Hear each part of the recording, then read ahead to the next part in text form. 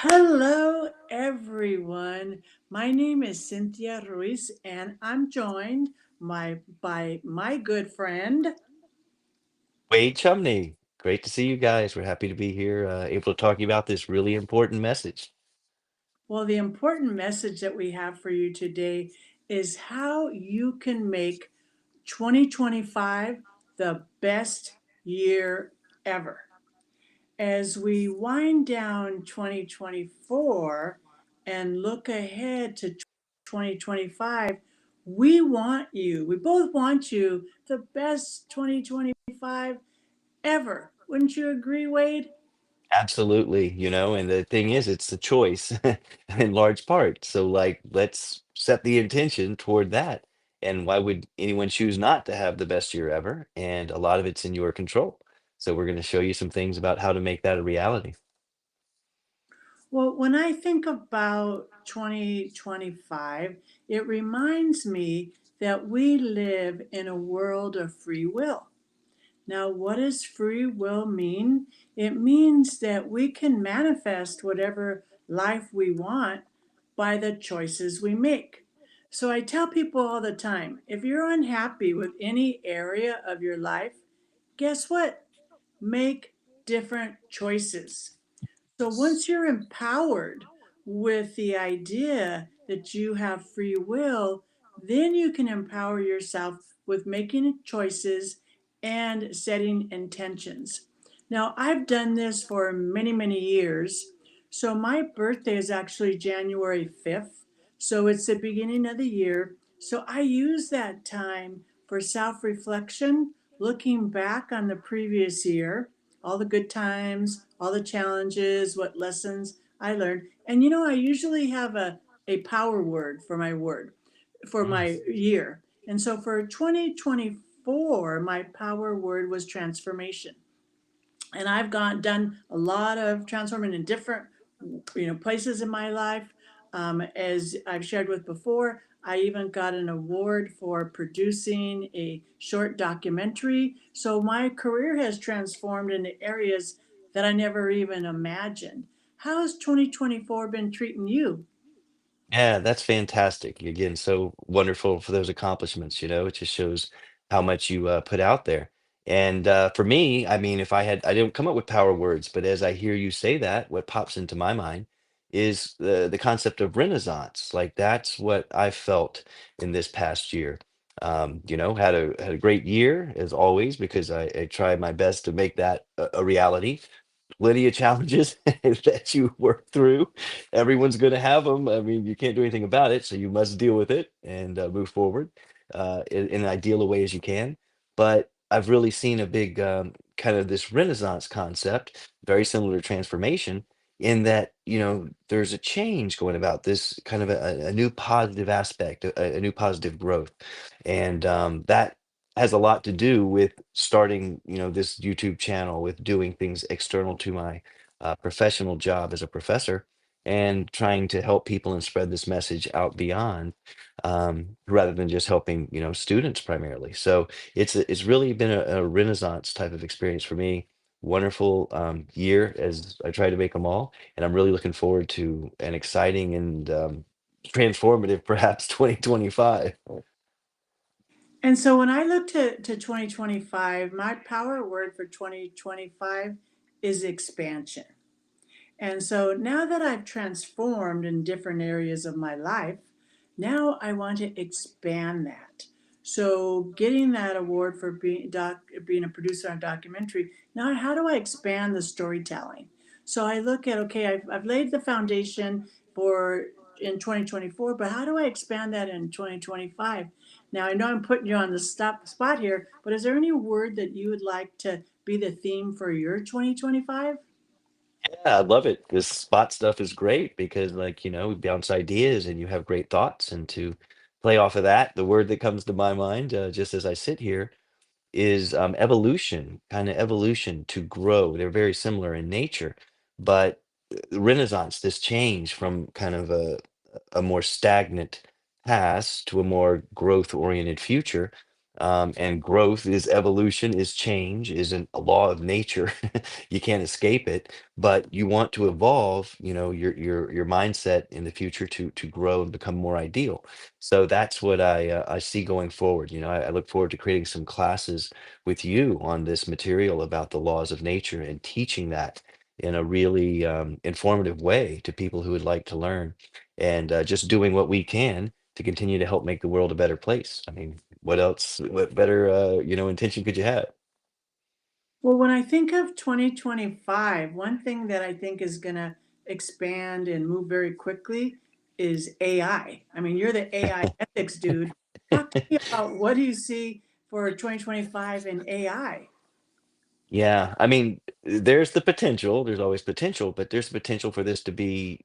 I mean, I don't know how it can't. The most transformative year, the most impactful year that humanity's ever seen. Okay, so this is not little stuff here. The growth in AI's, capabilities and the change that's coming about now, it's becoming agentic, meaning that it's an agent rather than just typing in a chatbot and getting information back. What the next step is agentic AI, which thinks and processes on its own. It has its own goal that you set for it, or it sets for itself, and then it goes out and accomplishes that out in the 3D world. So that's a big change. In addition to that, there's potential for AGI, artificial general intelligence, which is where AI surpasses human intelligence in pretty much all fields. That's a interesting thing to think about, but AI is just such a powerful technology. And to be honest and direct, ethics, the ethics of AI is probably the most important and most underlooked area that AI should focus on coming up. Because AI, how you choose to, ethics is how you choose to live your life for us as human beings. And AI, how does it choose to interact in the world? It's going to start making its own choices. And, this consciousness debate, I don't know about.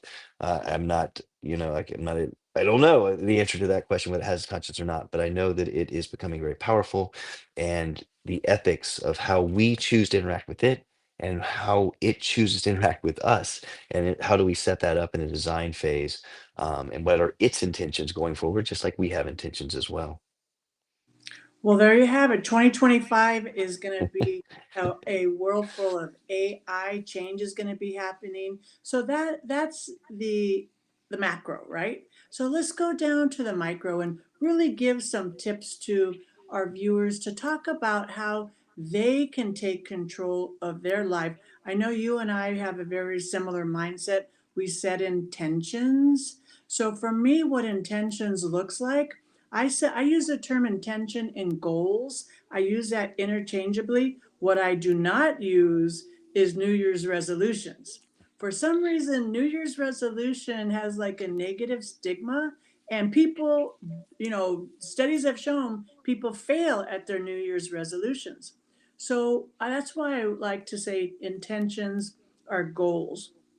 And I set intentions and goals in all areas of my life. But I don't want our viewers to get overwhelmed. So I recommend start small and set three intentions or goals. How do you go about setting your intentions for the next upcoming year? Yeah, it's a great question and great advice that you gave. One way to do this is to kind of give it, again, I think this intention aspect is very important rather than just setting resolutions, kind of a throwaway, maybe kind of concept. An intention is a very powerful thing. And so, one way to look at 2025, as I've already mentioned, it seems like it's going to be a fairly significant year, is that you want to think of viewing that as kind of viewing life as a game. I've talked about this in prior talks, but if you view life as a game, the goal is not to win necessarily, but to play it well. How do you play the game of life? Play is fun, it's enjoyable. How do you have fun in this joy, in this experience of life? That is maybe the intention that you want to bring forward into it. And the two things, if you want to play the game of life well, that you really need to focus on are what I call your most valuable assets. One is your intention, and the other is your attention. Okay, those are very powerful. And you can think of those two as this: consciousness is the source of both of those. Your consciousness is what lays behind the intention that leads to your actions. Consciousness is also behind the attention that leads to your thoughts. You know, what are you thinking about? It's where you focus your attention. So going back to consciousness, you realize how vital it is to raise that, to work on that, to elevate your perspective so that you come from a better place, because the better place you come from, the better interaction you have with the world, with your context. So that's one way to think about it that maybe sets it on a different kind of context, rather than something that just seems kind of like a frivolous thing you do every year. Make it something very significant. Your intentions are very important. As I mentioned, they turn into the actions that you take. Your actions are how you interact in the world. It creates what comes back to you. So it's a very important thing. It's the foundational level that leads to whatever you create for your life. Yeah, and so when I think of intentions, what I really recommend to people is set your intention in a positive way. For example, a lot of people want to lose weight or, stop smoking. Let's take smoking. Instead of saying, I don't want to smoke anymore, because that's a negative, what I like to say is then I recommend that the goal or intention is to have a healthy lifestyle that's smoke free. So see that your positive attention versus I don't want something, because when you don't want something, the universe hears that and they give you what you don't want because that you're saying it, right? So I'm very careful how I word my attentions and my goals. And when you set goals, I always recommend that people have a plan and a timeline attached to that. So, it's something that's realistic, because I think a lot of the New Year's resolutions fail because people say, oh, I want to lose 50 pounds in 2 weeks. Well, that's not realistic, right? But if you set intentions and goals with specific, actions that you need to take in a positive way, to me, that seems to work better.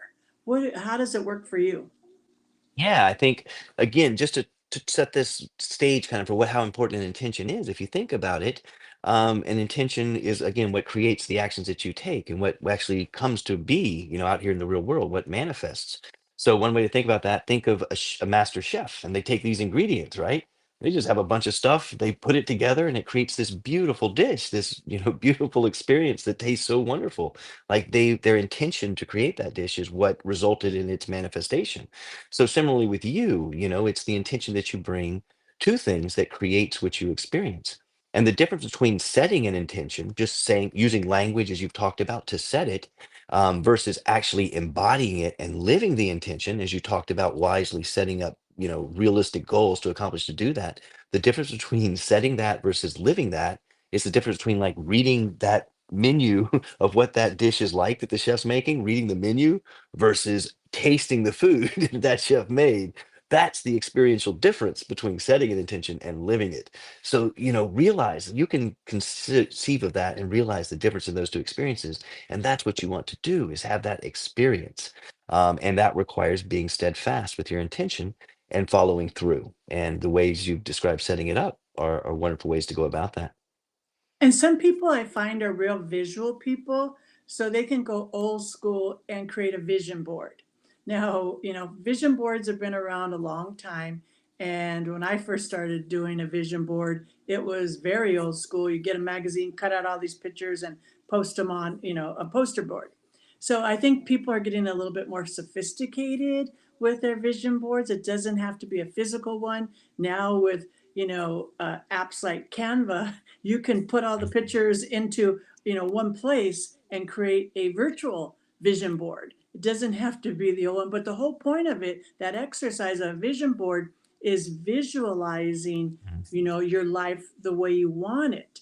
And I think having that visual board, whether it be virtual or a physical one, it's a reminder. You can see your life. You can kind of feel, well, Mhm. the things that you're intending to bring into your life.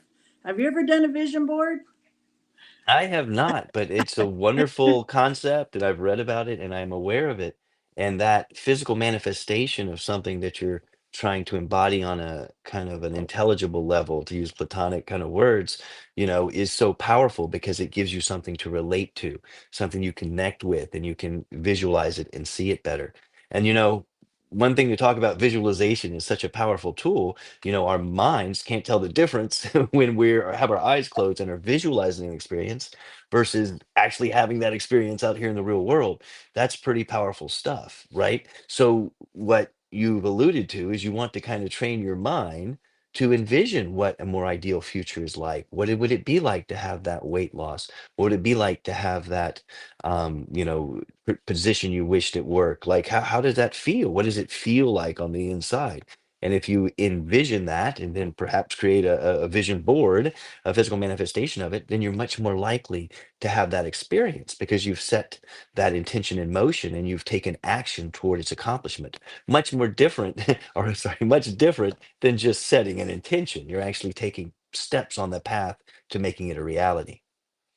Well, one thing I got reminded of this year, because beginning of year, I sat down and I wrote out, I ended up with 24 intentions. And I have to, and I visit it periodically and make adjustments. And so for me, the reminder that came up is that you can only set intentions for yourself.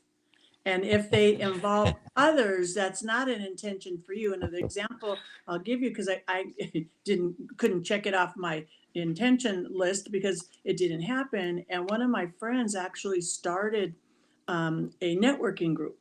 So what I put as my intention was help support her with her networking group. Well, for whatever reason, she got busy and stopped doing it.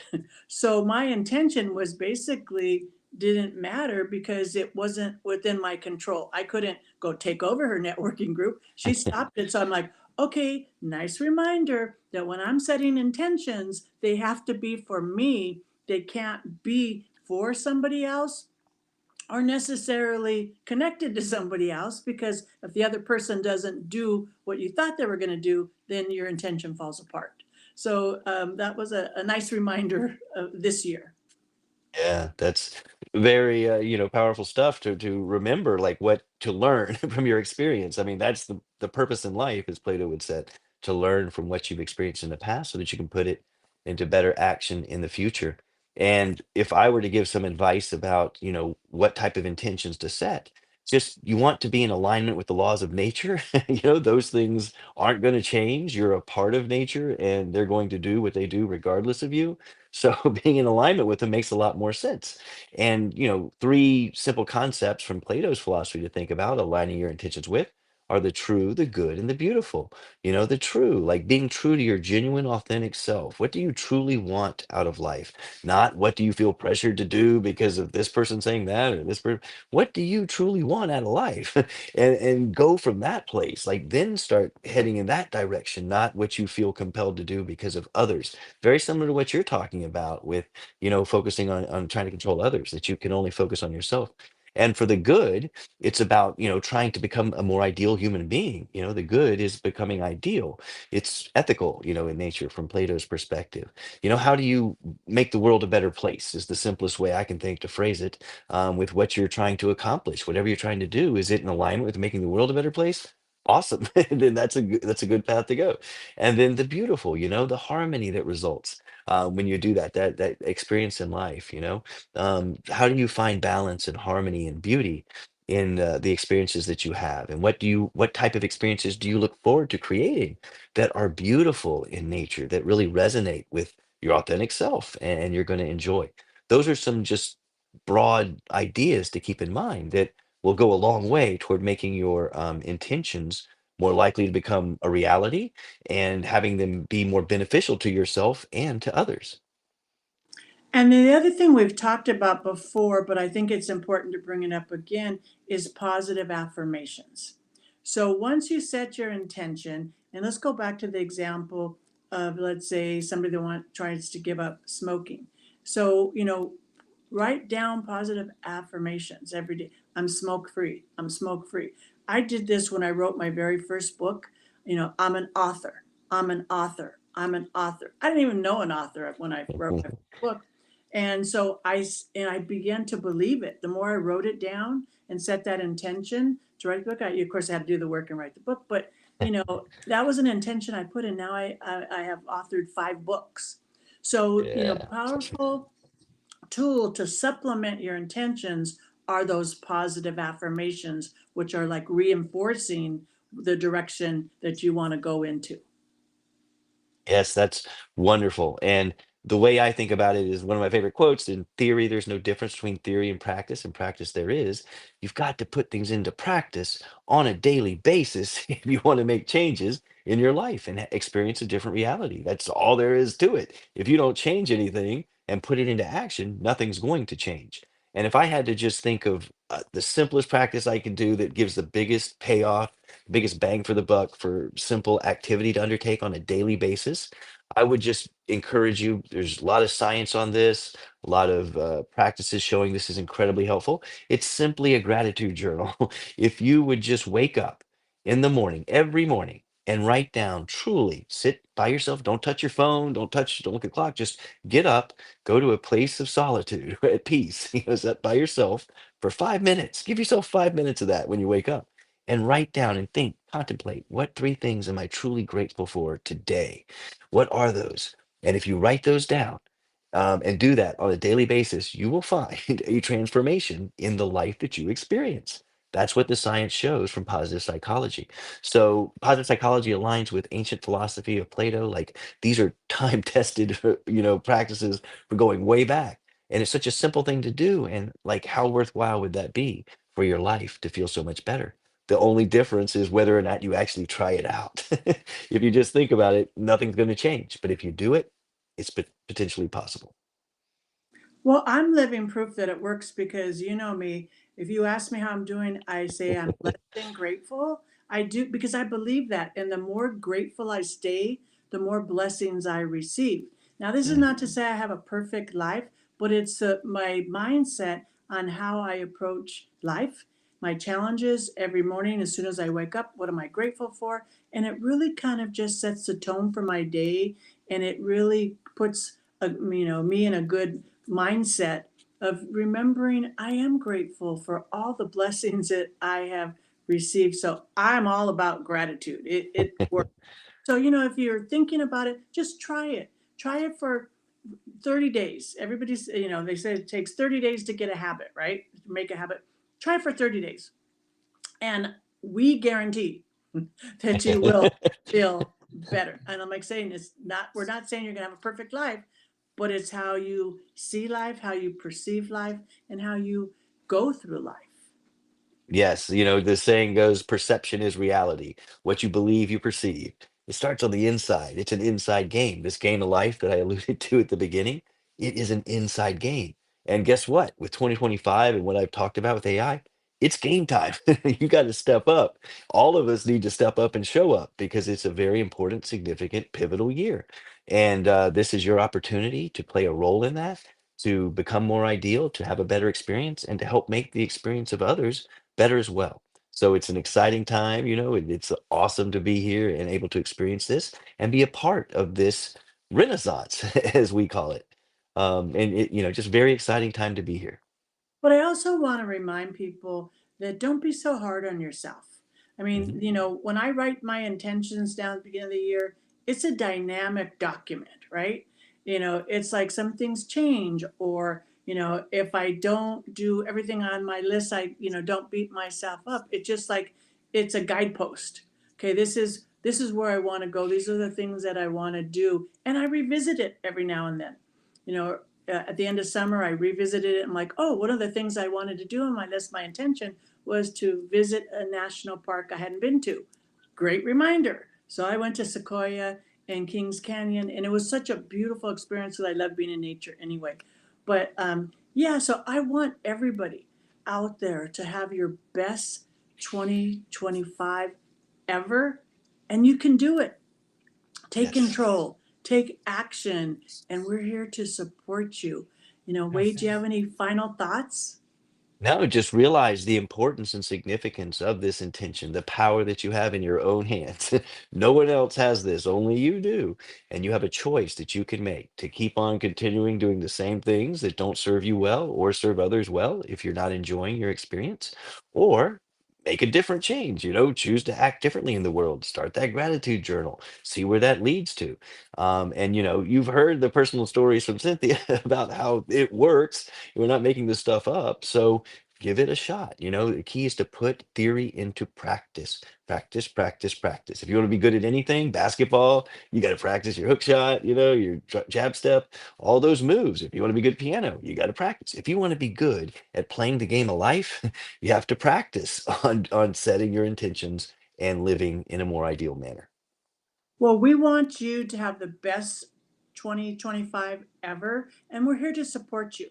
So stay connected with us here on YouTube. And what we're going to do is we are going to be putting out content on a regular basis to support you on this journey. And until we see you next time, Happy New Year. All the best.